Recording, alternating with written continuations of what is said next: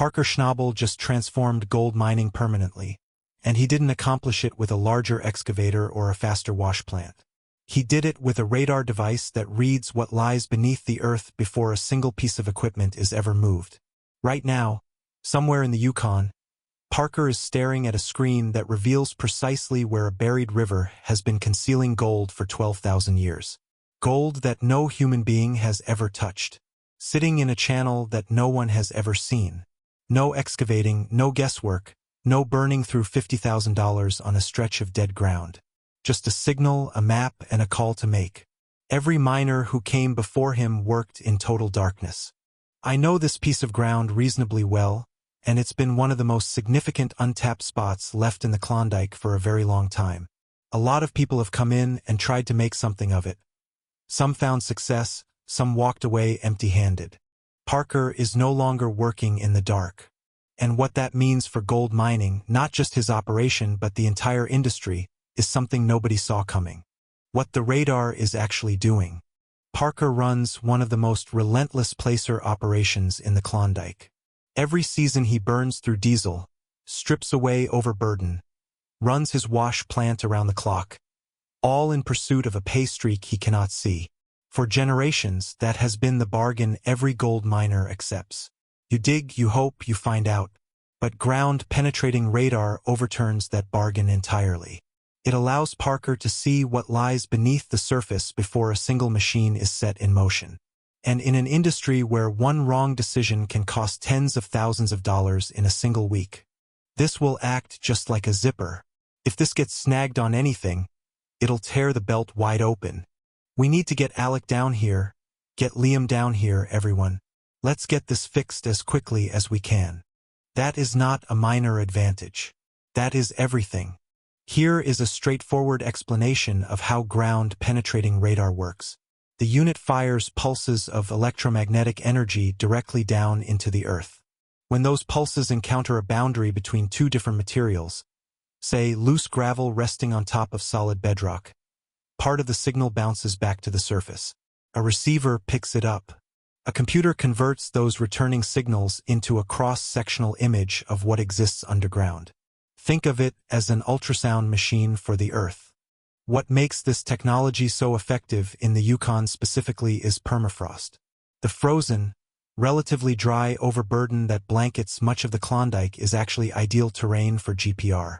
Dry ground allows the signal to travel deeper and return with greater clarity.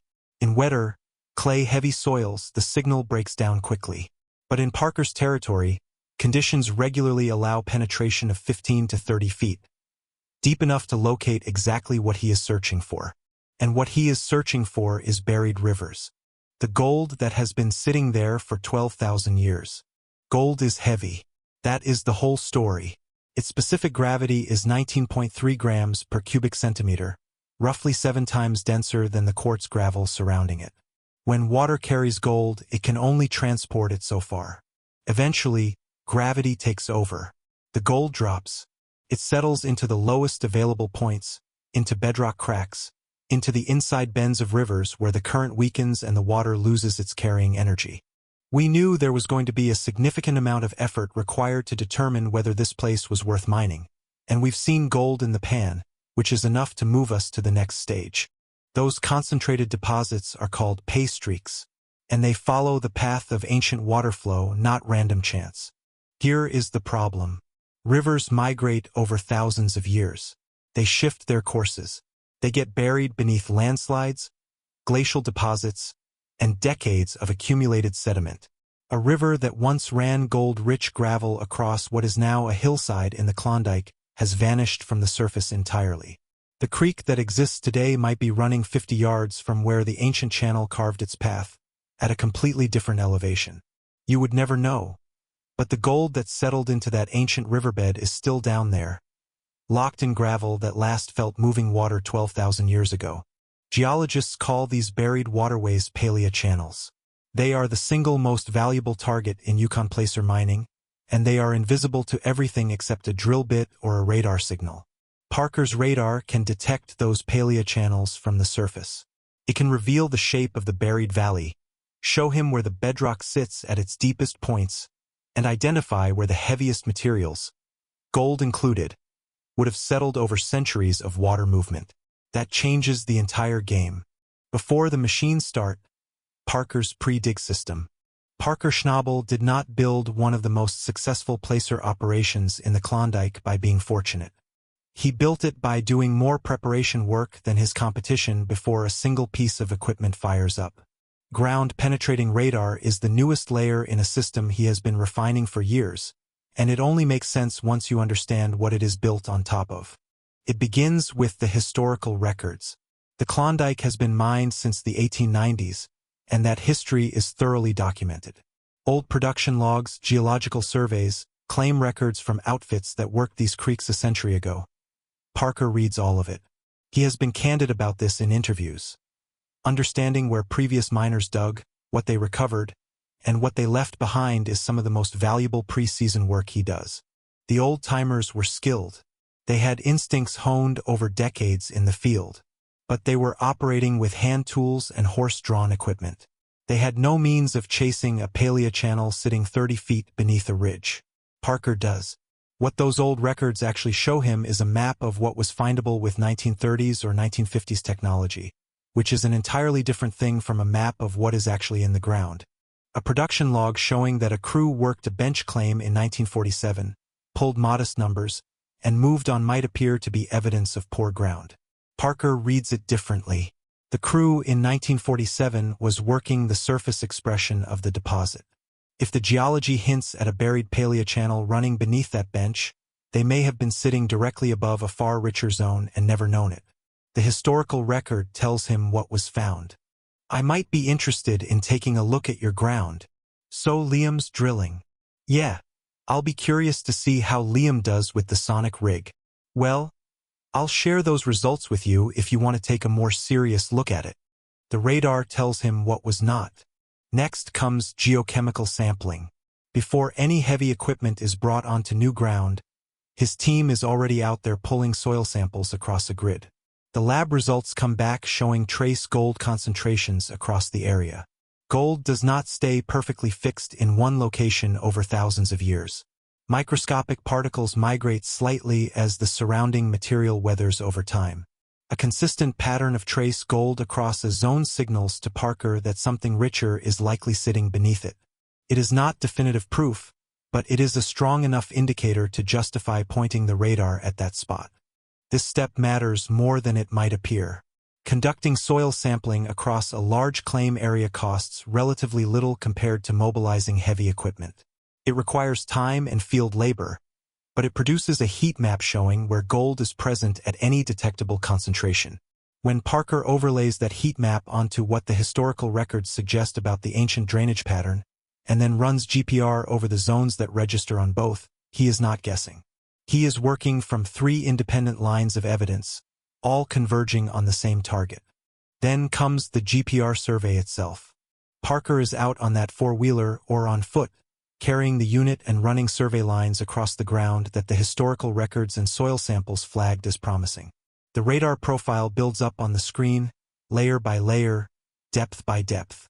He is looking for the shape of the bedrock, where it dips low, where it rises, where it displays the characteristic U-shape of an ancient channel cut. If the profile reveals a buried valley running through the claim, and the soil samples showed elevated trace gold above it, and the old records indicate a creek once flowed through this area before a landslide covered it, we don't really know much about it yet. If the gold isn't there, you can get into serious trouble very fast. So this is like a map combined with the drill results, sonic results, Australia Creek. That is a convergence. That is where Parker directs his excavators. The layout of the survey lines matters as well. Parker is not running 1 or 2 passes across a claim and calling it complete. A proper GPR survey of a target zone means running parallel lines close enough together to construct a 3-dimensional picture of the subsurface. The spacing depends on the depth of the target and the complexity of the geology. In straightforward ground, lines every 10 to 15 feet might provide sufficient resolution. In more complex terrain, you tighten the spacing. The result is a volumetric model, not just there's something down there, but the channel runs in this direction at this depth with this width, and the deepest point of the bedrock is right here. That is the information that makes the next step, drilling, truly productive. And then, even with all of that in hand, he still drills. Test holes go into the ground at the intervals the radar profile indicated. Those holes bring up actual material. Parker's crew processes it, measures the gold content in ounces per cubic yard, and that number tells him what a full season on this ground is genuinely worth. Technology does not replace the drilling. It makes the drilling smarter. Instead of scattering 30 test holes randomly across a claim hoping to intersect the pay streak, Parker places 12 holes precisely where the data says to look. The success rate improves. The wasted effort decreases. That is the system. Historical records point him toward where to look. Soil samples confirm the signal. GPR maps what lies underground. Drilling confirms the grade. Each step reduces the uncertainty. Each step makes the next one more precise. And by the time Parker commits his full crew and equipment to a piece of ground, he has already eliminated the majority of ways a season can go wrong. What a wrong week costs and what a right one returns. The economics of placer mining are brutal when things go sideways and extraordinary when everything lines up. Parker operates large equipment, excavators, bulldozers, a wash plant that must keep running. Fuel alone on a Klondike operation of his scale can run thousands of dollars per day. Add equipment hours, crew wages, and the brevity of the Yukon season, typically 16 to 20 weeks of real production, and the cost of burning a week on bad ground is severe. 1 week of full operations on a dead zone, ground with no pay streak, or a pay streak too thin to cover costs, can consume $50,000 with nothing to show for it. Stack 2 or 3 of those weeks together and it doesn't matter how strong the rest of the season is. The math simply doesn't recover. Now flip that scenario. Gold in 2024 traded above $2,300 per ounce. Levels the industry had never seen before. Gold price. Yeah. I don't even like to look at it. Me neither. It should practically be illegal, that's how high it is. At peak production, Parker's operation has moved enough material to recover well over 1,000 ounces in a season. At those prices, finding the right ground is not just good mining practice. It is the difference between a season worth $2 million and one worth $4 million. The radar does not add a few percentage points of efficiency to the operation. Used correctly, it can redirect an entire season's output toward ground that actually pays. That is the economic case for GPR in a single sentence. It costs a fraction of what one bad week costs, and it dramatically reduces the number of bad weeks. There is another dimension to this that does not receive enough attention. In the Klondike, the positioning of equipment carries enormous weight. Moving a large excavator from one section of a claim to another, or breaking down a wash plant operation to shift ground, is not a 2-hour task. It is a significant logistical commitment. Every repositioning burns time, and in a 16-week season, time is worth more than almost anything else. When Parker makes a call on where to start digging and it turns out to be the wrong one, the cost is not just the fuel burned on unproductive dirt.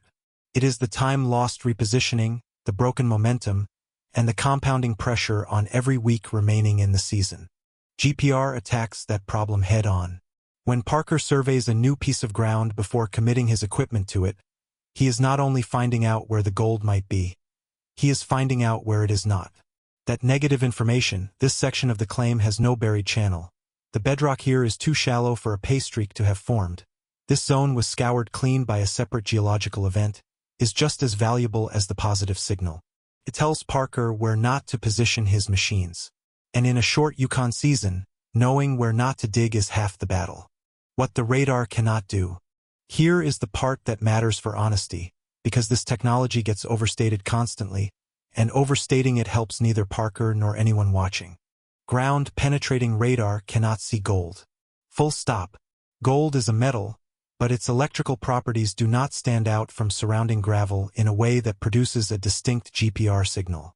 The radar shows Parker structure, bedrock depth, layer boundaries, channel geometry.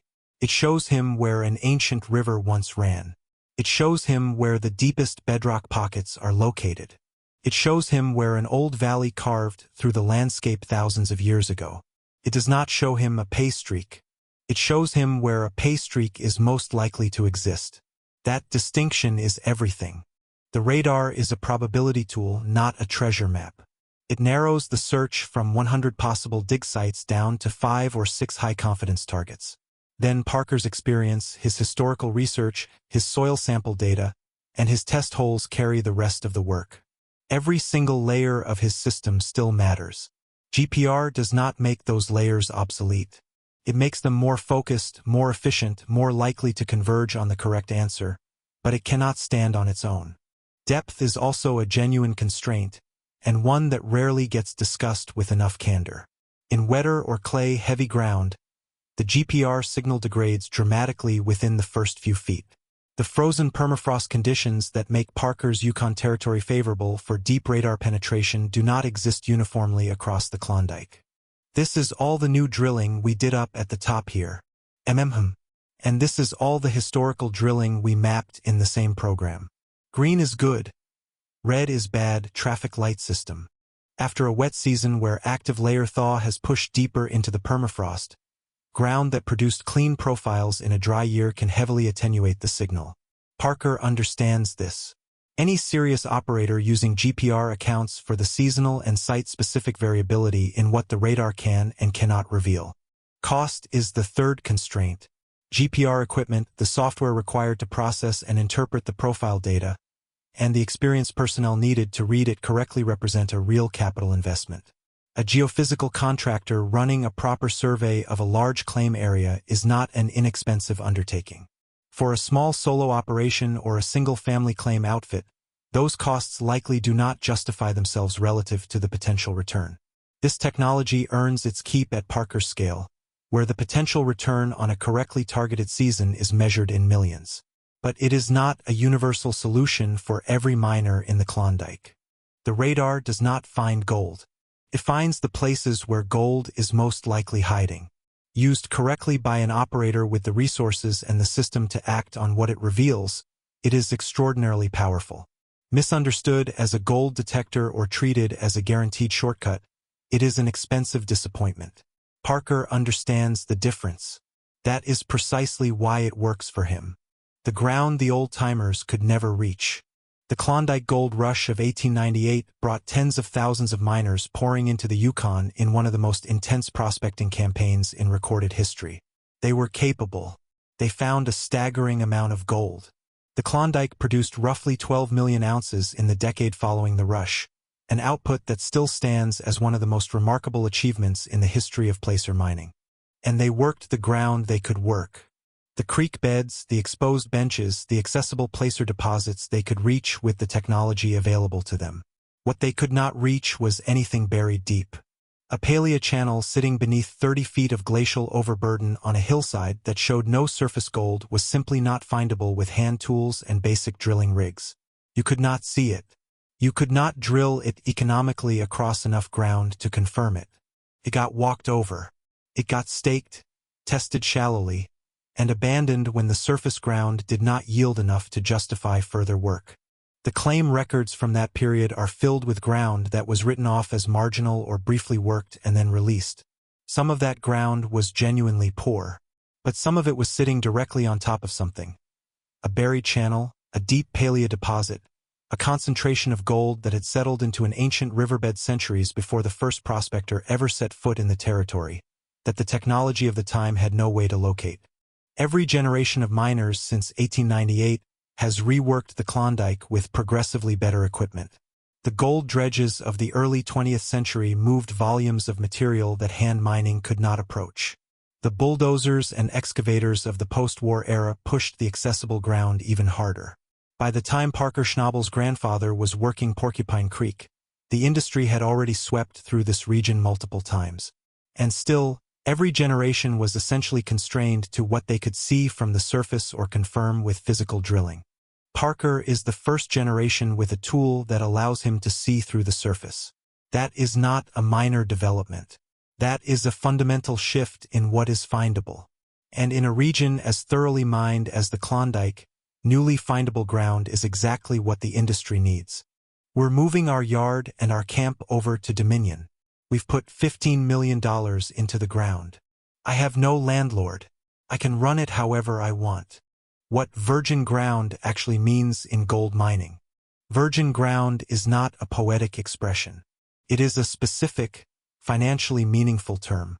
It refers to ground where the gold has not been disturbed, has not been partially recovered, has not been skimmed by a previous operation that caught the top of the pay streak and left the rest behind.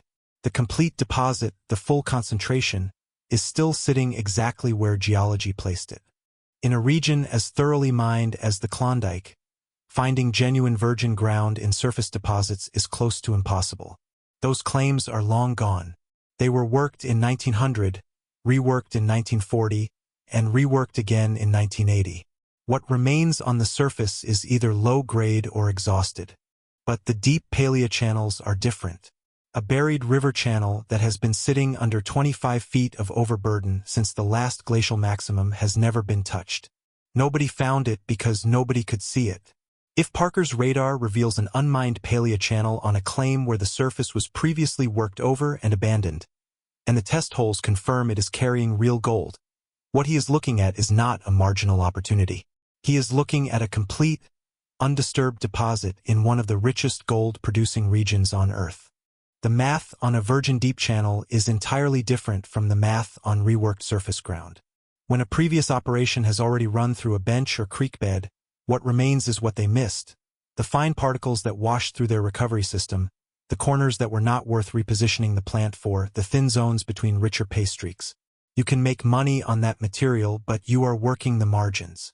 A virgin deep channel has not been through anyone's recovery system. It has not been partially depleted. If the grade is there, the entire deposit is there. For Parker's operation, a single confirmed deep channel could represent more recoverable gold than 2 or 3 surface claims combined. That is why the search matters. That is why Parker is out there with the radar before the machines ever move. The surface of the Klondike has been picked over for 120 years. The future of serious placer mining in this region lies underground, in the buried valleys and ancient riverbeds that the old-timers could not detect, and that every subsequent generation walked across without ever knowing what was lying beneath their boots. The decision Parker is making right now. Here is where the integrity of this story matters. Parker Schnabel is a real operator running a real business in the Yukon. What is publicly documented about his approach through Gold Rush, through interviews, through publicly available statements, is that he takes exploration and ground selection seriously, that he draws heavily on historical data, and that he has consistently invested in better equipment and better methods when the return justified it. Whether Parker is using GPR right now in the specific manner this video describes, strapping a radar unit to a four-wheeler and running survey lines across a new claim this very season, is a question the public record does not fully answer in precise detail. What is documented is that GPR is a real, commercially available technology that is actively being adopted by serious placer operators across the Yukon and Alaska right now. Equipment suppliers like sensors and software and GSSI cell systems specifically configured for mining exploration. Geophysical consultants specializing in placer mine evaluation are actively conducting GPR surveys for operations throughout the region. This is not theoretical. It is happening across the industry. What is entirely consistent with everything Parker has said publicly about how he selects and evaluates ground is that a technology like GPR fits his methodology precisely. He has spoken openly about the importance of doing the research before the dig, about understanding the geology of a claim before committing equipment to it, about studying historical production data to figure out what was missed rather than simply where it was found. All right, send me results as you can, and I'm going to start looking at equipment and figuring out what the place is worth from a non-ground standpoint. Then you and I can have a conversation in maybe a few days once you have some answers. All right, I'll get on it. We'll see what we can find. Sounds good. Thanks. GPR is the logical next step in that system. An operator with his resources, his sophistication, and his stated philosophy toward exploration is precisely the kind of person this technology was designed for. He is the kind of operator who uses it or who will, and very likely already does in ways the show never fully captures on camera. So understand this clearly. The story here is not that Parker invented something proprietary. GPR has existed for decades. The story is that the best placer miners are now incorporating it into a multi-step system that dramatically sharpens ground selection. And Parker Schnabel's documented approach to mining places him at the leading edge of that shift. The technology is real. The economics are real. The opportunity is real. And the operator whose name is on this video is precisely the kind of miner positioned to capitalize on all three. What happens next? The radar has shown Parker where the ancient river ran. The soil samples confirmed elevated trace gold above the zone. The test holes came back with numbers worth committing to. The excavators are moving. Everything Parker does from this point forward is still mining. Still physical, still expensive, still subject to weather and equipment failure and the 1,000 variables that can go wrong in a Yukon season. The radar did not guarantee him anything. It gave him a far better starting point than any miner in the Klondike had access to 20 years ago. His grandfather worked the same ground with experience, instinct, and a considerable amount of hope. Parker works it with all of that, plus a data set. The instincts did not disappear. The accumulated knowledge built over decades of understanding how this land holds gold is still the foundation. What GPR does is extend his vision underground before the dig begins, and lets those instincts operate on better information than any previous generation of miners ever possessed. The question every Gold Rush viewer wants answered is straightforward. Does Parker's GPR call payoff?